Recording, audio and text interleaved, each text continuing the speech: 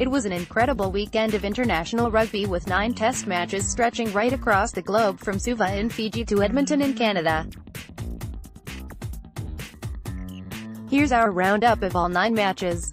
South Africa v England in Johannesburg in the craziest test match of the weekend. England led 24-3 within the first 20 minutes with tries to Mike Brown, Elliot, Daly and Owen Farrell. Then somehow found themselves behind 29-27 at halftime as the Boks hit back with a double to Sibusiso Nkosi and singles to Faf de Klerk and Willie LaRue. Some of these were due to some comical defending, Whiteoge tripping to allow de Klerk and Daly missing a regulation clearance to let Nkosi in for his first, but others, such as LaRue, were simply poor defending brought on by poor attitude or alignment. The second half was a much more standard affair with a try to Faf putting the Boks out to a 12-point lead 39-27, before England clawed their way back to tries to Whiteoge and a long-range score to Johnny May. But was too little too late. England seemed to have some real issues with attitude and physical preparation, and South Africa will only get better. As Rassie Erasmus said afterwards, it will be a huge game this week in Bloemfontein. South Africa 42, Sibusiso Nkosi 2, Faf de Klerk, Willie LaRue, Faf tries, Hander Pollard 4 conversions, 3 penalties, defeated England 39, Mike Brown, Elliot, Daly, Owen, Farrell, Whiteoge, Johnny May tries, Farrell 4 conversions, penalty, Daly penalty. HT 29-27. Australia v Ireland in Brisbane. Where did that come from? This was an extraordinary performance from Michael Cheika's much-maligned side led by a rejuvenated, superhuman David Pocock. Everything pointed to an Irish victory. Australia were coming off just 6 days preparation, with 3 new caps in the 23, facing up to world number 2 Ireland, the current Six Nations Grand Slam champions, on a 12-game winning streak.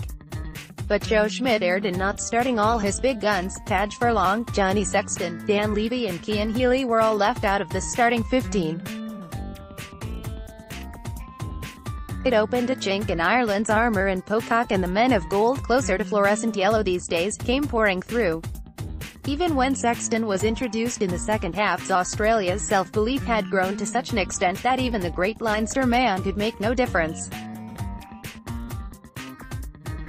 The match was tightly poised at 11-9 before a late try to Pocock sealed it for the Wallabies. It was nothing more than they deserved, and Cheika's team will be desperate to wrap up the series this Saturday in Melbourne.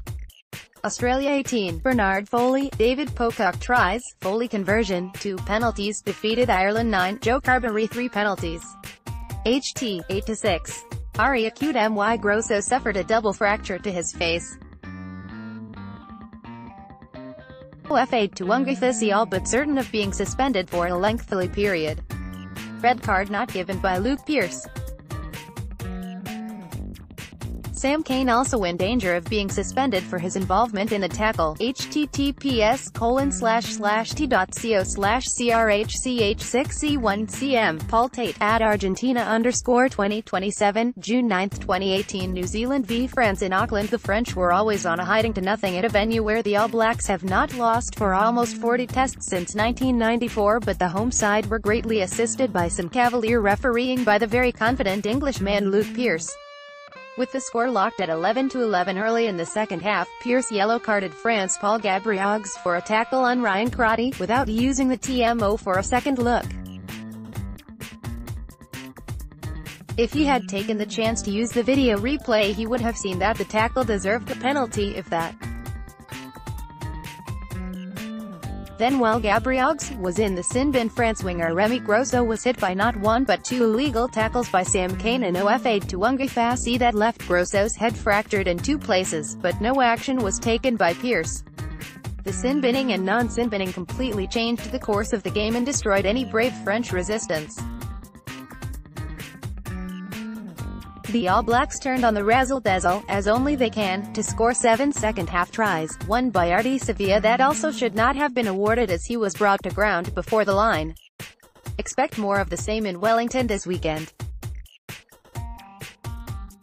New Zealand 52, Rico Owen 2, Beauden Barrett, Cody Taylor, Ben Smith, Damian McKenzie, Nani Laumape, Artie Sevilla tries, Beauden Barrett 3 conversions, 2 penalties, defeated France 11, Remy Grosso try, Morgan Parra 2 penalties. HT, 8-11.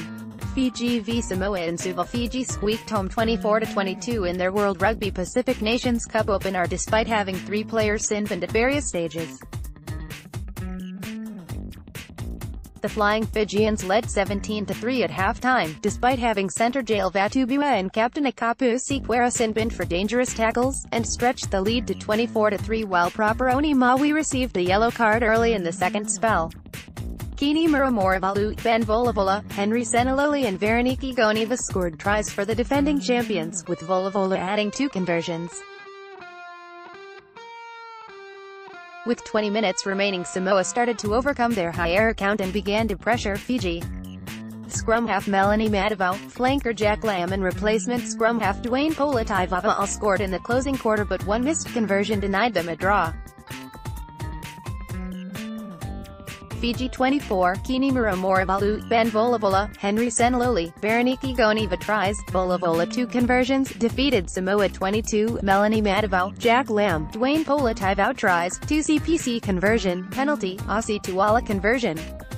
HT, 17-3. Georgia v Tonga in Suva. Fullback Soso Matiashvili scored all of Georgia's points as they staved off a strong finish by Tonga to win 16-15. Matiashvili converted his own try from a 90-meter kick and chase, and landed 3 penalties as Georgia built a 16-3 lead with 10 minutes remaining.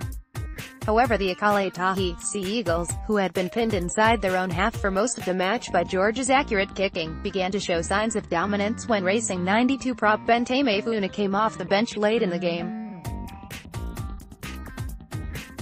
He brought stability to the pack as Tonga won 2 scrum penalties, which led to tries by Viliami Lolahe and David Halaifanua. But with time on the clock, a desperate attempt by Tonga to produce the match-winning points ended with a handling error. Fiji play Georgia next week, while Tonga face Samoa. Georgia 16, Soso Matiashvili try, conversion, 3 penalties, defeated Tonga 15, David Halaifanua, David Lolahe tries, Sana Tantakulu a conversion, penalty. HT, 13-3. USA v Russia in Commerce City. Hooker Joe Taufetea and winger Marcel Brash scored 2 tries each as the U.S. ran in 9 tries in all to beat Russia 62-13 in Colorado. Taufetea scored 2 tries in the first half and had a massive influence on the match before being replaced in the 47th minute. Brash scored on either side of halftime, including a brilliant individual try to end the first half with the United States ahead 34-13. The former Stormers and Western Force Super Rugby player also provided a superb offload in the lead-up to a late try by Nate Augsburger. The U.S. play Scotland and Russia face Canada this weekend, and U.S. captain Blaine Scully said his team would have to improve to be competitive against the Scots. USA 62, Joe Taufetea 2, John Quill, Paul Lazique, Marcel Brash 2, Nate Augsburger, Cameron Dolan, Blaine Scully tries, Alan McGinty 4, Will McGee 3 conversions, Alan McGinty penalty, defeated Russia 13, Mikhail Babayev try, Yuri Kushnarev conversion, Kushnarev 2 penalties, Japan v Italy in Oita. This was a result that surprised everyone except the Brave Blossoms. An inspired performance from Kenki Fukuoka propelled Japan to a 34-17 win over Italy in Oita. In front of a crowd of 25,824, the Flying Japan wings scored 1 try, helped create another and defended heroically as Jamie Joseph's side showed their Rugby World Cup preparations are well on track. Fly half Yu Tamura weighed in with a good kicking performance, while flanker Kazuki Himeno was in the thick of things up front as Japan picked up their 2nd straight win over Italy following 5 losses. Italian coach Conor O'Shea was left to rue what might have been. "Our biggest issue is we need to finish," the former Ireland fullback said.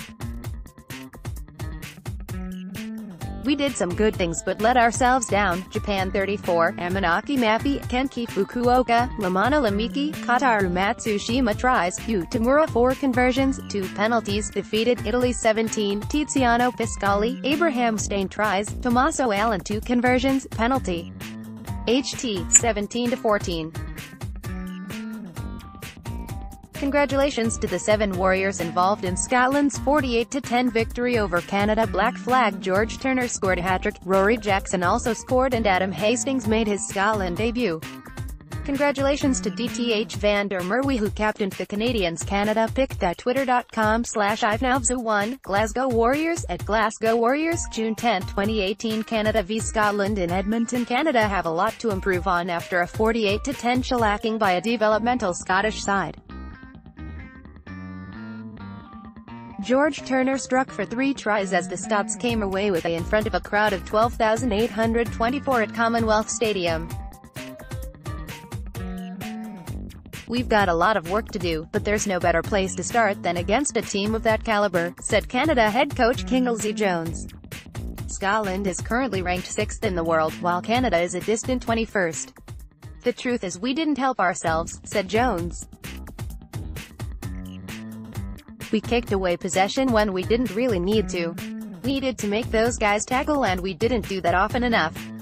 Canada have a chance to redeem themselves against Russia this weekend.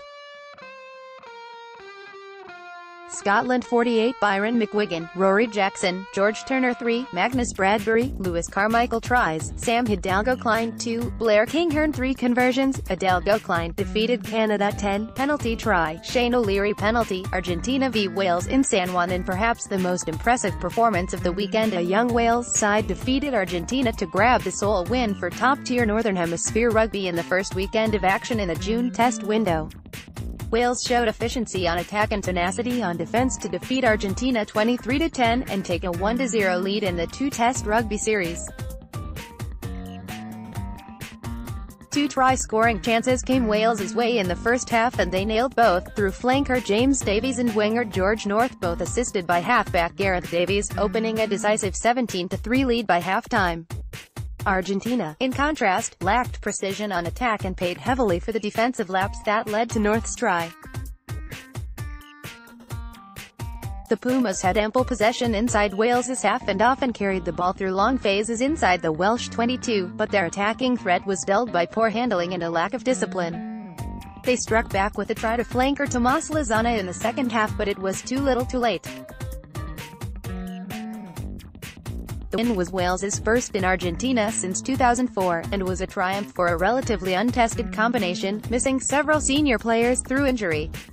Wales 23, James Davies, George North tries, Reece Patchell 2 conversions, 2 penalties, Gareth Anscombe penalty, defeated Argentina 10, Tomas Lozana try, Santiago Gonzalez Iglesias conversion, Nicolas Sanchez penalty. HT 17-3.